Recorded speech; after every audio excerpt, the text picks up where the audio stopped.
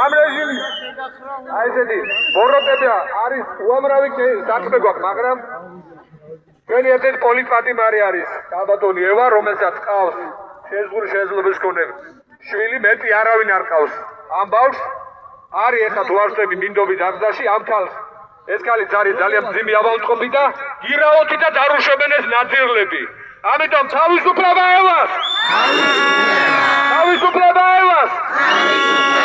თავისუფლება ევას! თავისუფლება ყველა რეჟიმის ტყვეს! თავისუფლება ყველა რეჟიმის ტყვეს!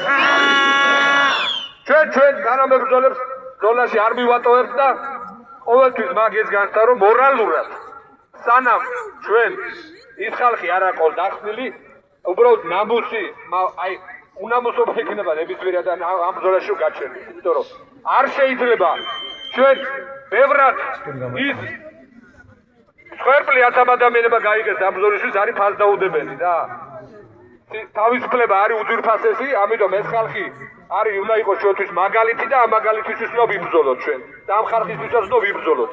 სანამ ამათ არ დავიხსნით ყველას. თავისუფლება რეჟიმის ტყვეს!